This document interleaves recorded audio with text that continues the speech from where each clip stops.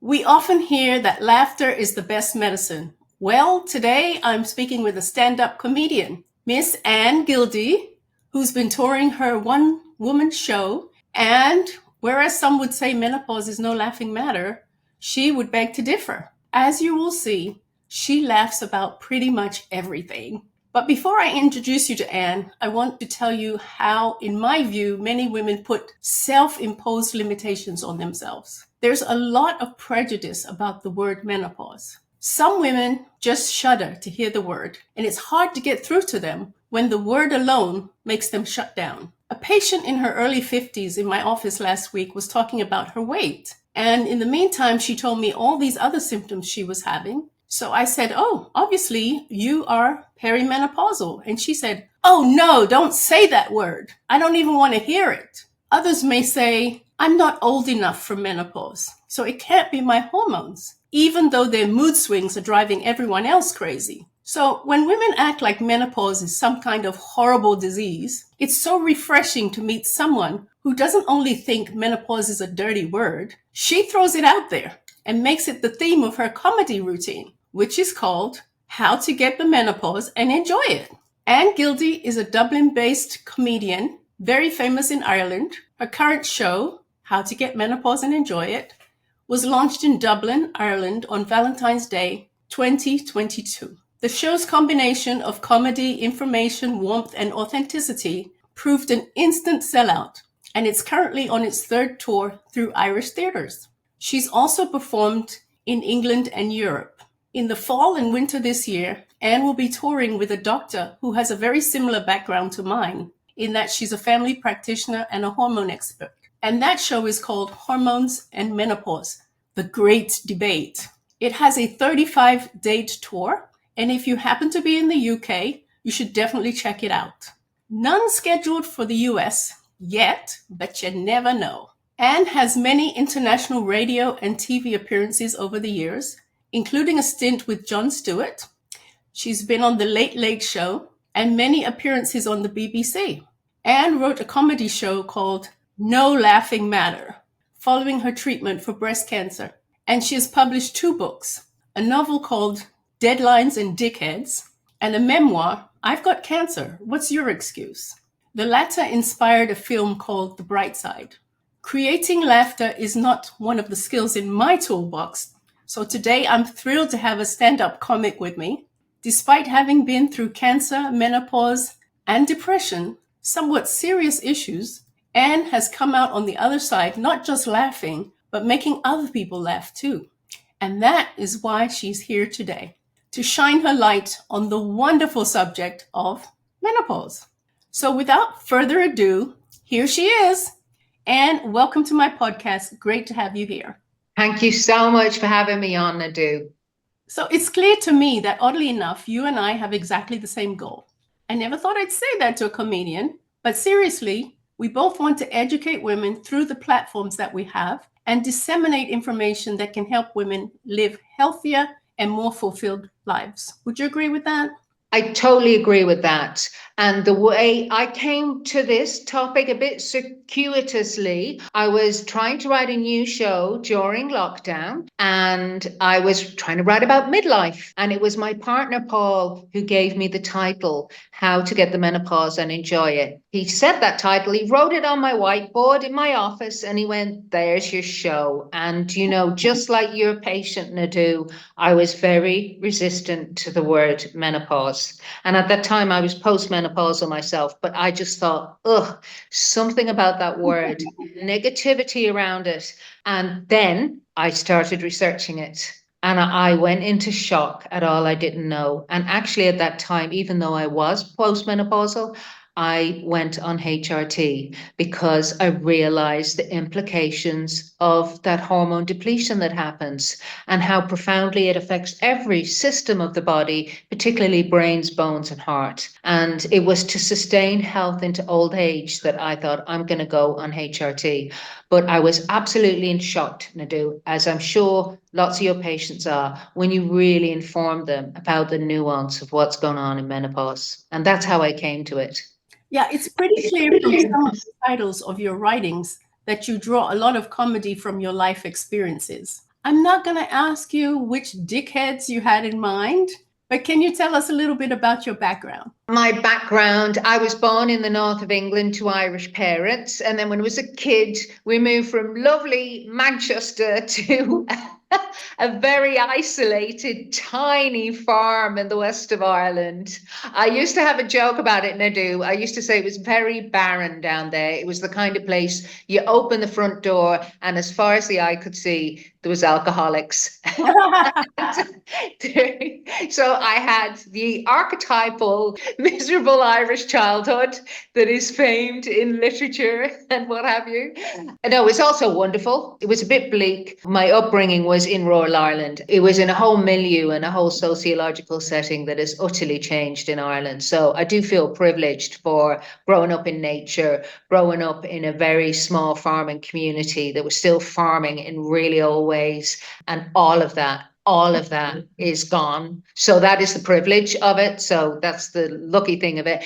And then I went to college in Dublin, and then I moved to London. And that's where I went, okay, what I want to do in my life is be a writer, performer. And I just did everything to get where I am now. I did street theatre. I did theatre in education. I went to Moscow with a youth theatre company. I trained as an actress. I got a scholarship and I went to a wonderful drama college in London. And then I always had this, I love comedy. I just love comedy. So then that's where I kind of landed. So that's how you got into comedy? Yeah, it's a worldview. Like I was saying, I had a kind of a bleak childhood, but the thing we always did, me and my brother and sister, is we just laughed. I mean, this is the great existential thing. None of us are getting out of this alive.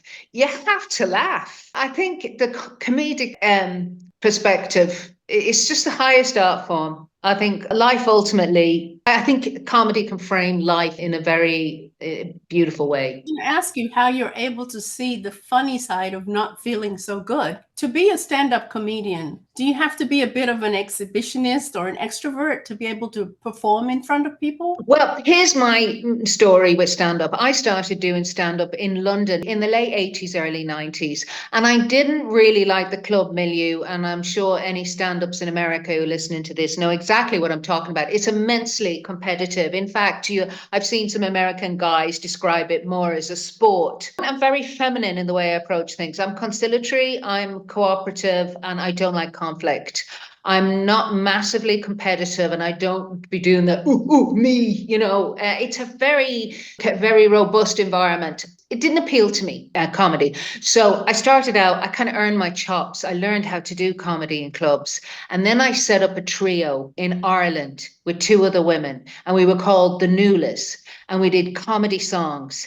And our whole shtick was, it was the time of the Spice Girls, and we were like the Irish Spice Girls. And it was also the time that Ireland exploded out of being a very backward, almost second world country in a way. It was very economically poor, and in the mid-90s it changed utterly, and an economic miracle happened called the Celtic Tiger, and we emerged in that dual moment of Spice Girl moment, girl power, and Ireland changing economically. We said we're farm girls going around in sequined wellies, getting a Concorde anywhere. So we've like a rural Irish supergroup, and it sounds like it's a very local frame, but we just took off.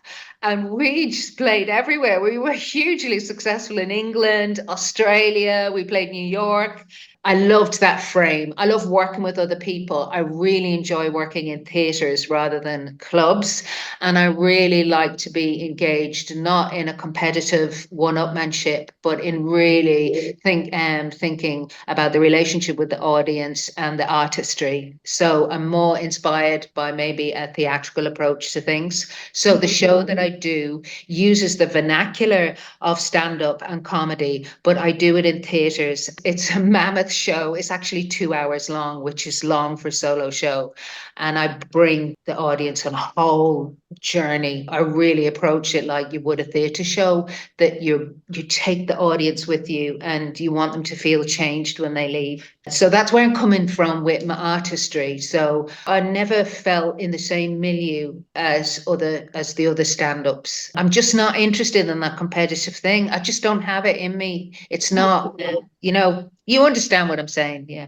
Yes. So your current show is about menopause, and how was that received? Was that well received? Obviously, if you're on your third season. Well, it was amazing for two reasons. One, the new list was so successful that we'd actually kept going right up until 2018.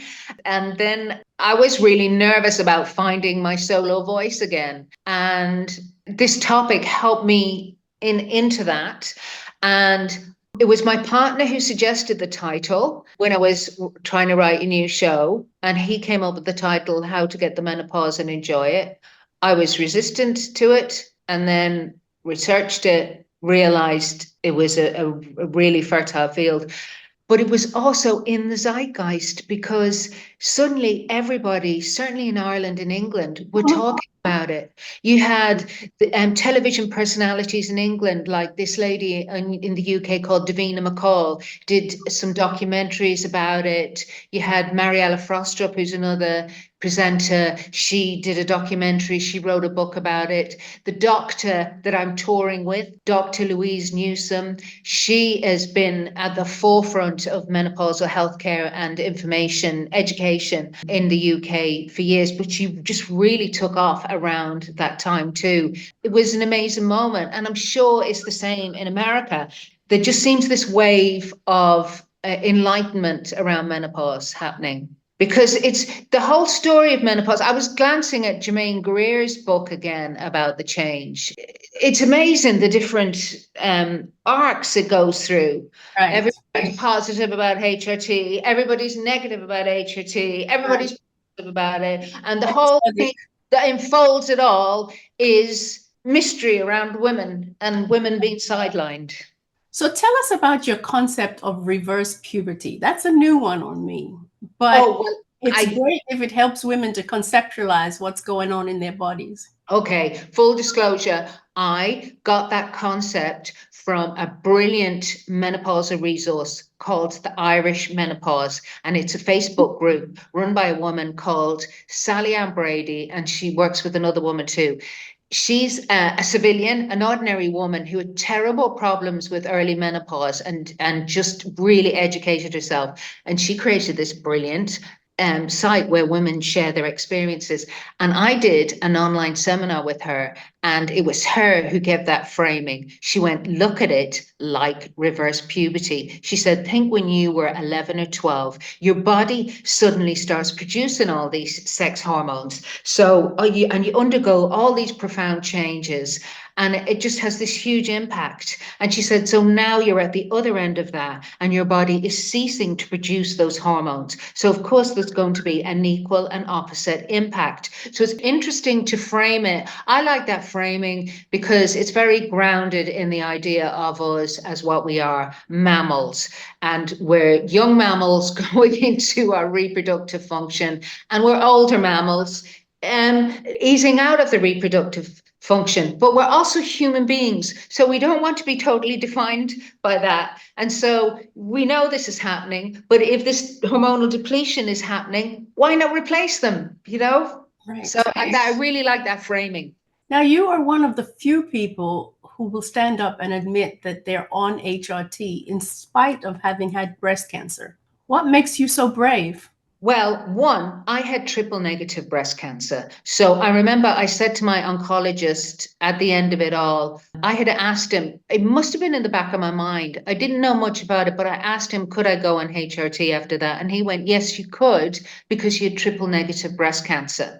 Now, I know other doctors would say, but even though it was triple negative, there is an implication for estrogen positive if it ever came back.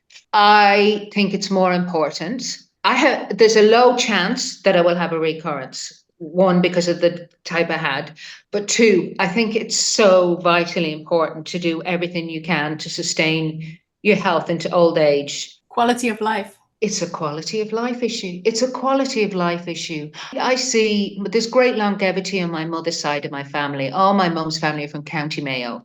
They live into their 90s. They're amazing. And they're so sharp, but all of them have bone issues. They like my mum. I joke in my show. I say, my mum used to be the same height as me. Now she is the size of a coffee table.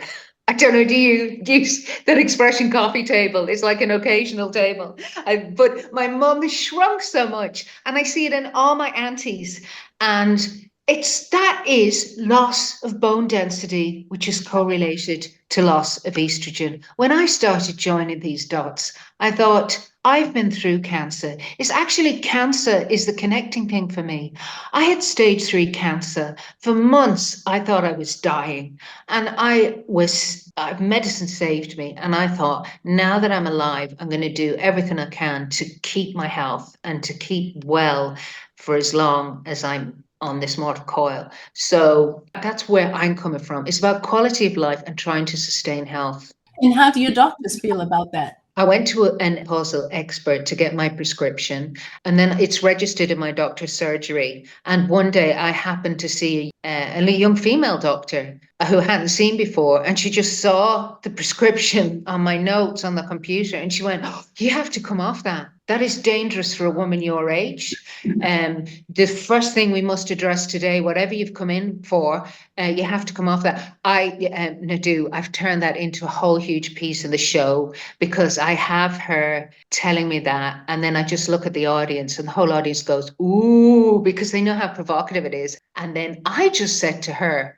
and I do this whole thing about just going insane about that response. That was one doctor's attitude. And then I found one doctor in the practice who is the same age as me, who's educated around menopause. And she goes, "Oh, for God's sake, don't listen to her. You're fine." And she gets it. But you find that everywhere. I talk to so many women after my shows, and it's so doctor dependent. There's some doctors. And I understand. Don't you understand from a doctor's perspective? Say, like that famous study that was published in 2002 in America. Don't mention it. The ghost lives on. The ghost lives on. Everyone talks about the WHI study every time there's a conversation about menopause. 22 years ago, and it's all been debunked. So we're not even going to give it oxygen. But it still hangs over some doctors. And even Louise Newsom will say, look on medications. Sometimes it will still say side effects, incidence of breast cancer. It's amazing how it hangs over things. I understand for doctors, there's not that much education around menopause in med school. This is the way I look at general practitioners. They have so much to deal with. They have to be knowledgeable in so many areas that I would rather just go, "Oh, look, this is the way it is." Just find the doctor who's well versed in it, who's empathetic towards midlife women, and converse with them and deal with them. So the longer I treat patients, and I've been doing this for over 40 years now, I realize how much the differences of opinion and a particular doctor can change the whole direction of a patient's life. I liken it to having a good teacher in elementary school. They can completely change the trajectory of your life. If your teacher says, "I think you could be on stage. I think you could be a scientist. I think," it's the same way with doctors. Unfortunately, some doctors have such an effect on a patient's life by saying what the young lady said to you. "Oh, be careful. You need to be off this stuff." But you did the right thing, and you did what most women should do, which is educate themselves and then make a decision for themselves. How has being on hormone replacement changed your life? So I was postmenopausal by the time I went on it. I definitely know there was a point after I had cancer. When I went through treatment of breast cancer, I realized I was plunged into the menopause then. And after I had finished my treatment, because of course chemotherapy shuts everything down. Right. And after I finished my treatment, I remember being really low, but everything in my life being exactly the way I wanted it. And I thought, oh, I'm I went on medication for depression, and that one particular thing, that was totally a menopausal symptom. That was low mood because of hormonal changes. And I could have been so helped by HRT then. So I was thinking of that and then I gradually came off the antidepressants, and I haven't had thank goodness, a depressive episode again. I think that the HRT helped sustain my mood. But the big thing for me was I had terrible joint issues, really bad knee pains and ankle pains. And that's all gone, all those joint issues. And my sister said this to me too, because my sister's on HRT too. And she said she's beginning to notice that sometimes when she goes out, some people around her are beginning to shrink.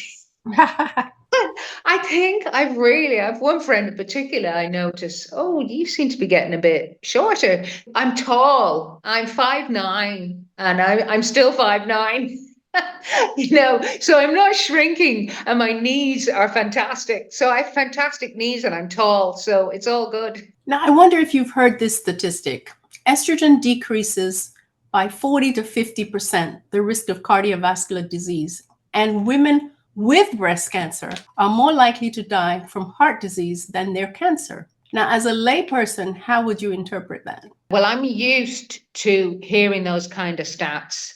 And I say this in my show. A statistic in Ireland is that 1 in 4 Irish women will die of heart disease or stroke. And then I also say women get twice the rate of dementia that men get and 4 times the rate of osteoporosis. And those 3 things are correlated to the fall in estrogen. That doesn't surprise me at all when I hear that. And there is so much about taking estrogen that protects your health, particularly brains, bones, heart.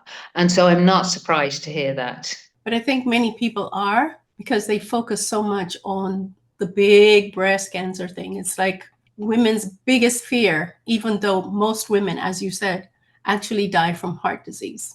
So how do you think we can get people to see the bright side of menopause? I think this is the most wonderful time of a woman's life. I know for me, I have been happier in my 50s than any other decade of my life. Menopause is a wonderful time for women. I think it's a point when women are they're kind of at their peak of their knowledge. They know so much through that greatest educator experience. They have so much to offer the world. It's such a powerful time. And I really see this movement in Ireland. Women are they've had this real desire to embrace this third act of their life, and they are not going to put up with symptoms that are debilitating and that are so treatable by HRT. And I see and hear that conversation everywhere I go. It's having a real moment in Ireland. And then, of course, it's so funny. You have this counter thing going on in the media all the time of you just constantly read these articles going, oh, but testosterone is terrible. We don't know what testosterone's doing to women. Might grow a beard. Yeah, exactly.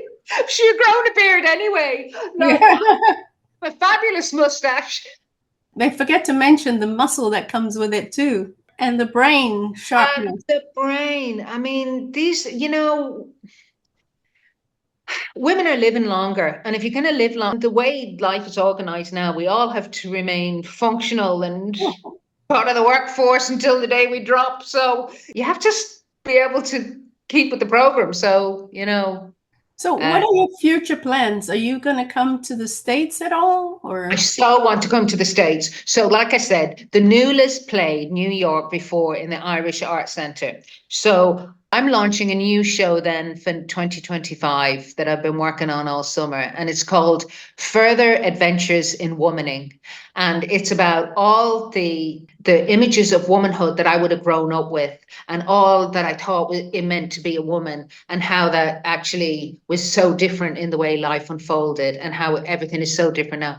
I want to take those 2 shows to the Irish Arts Centre. I haven't told them yet. I have to call them up. I love America. I love the positivity. I love that it's such a meritocracy, particularly in New York. Oh my God, like the best city in the world.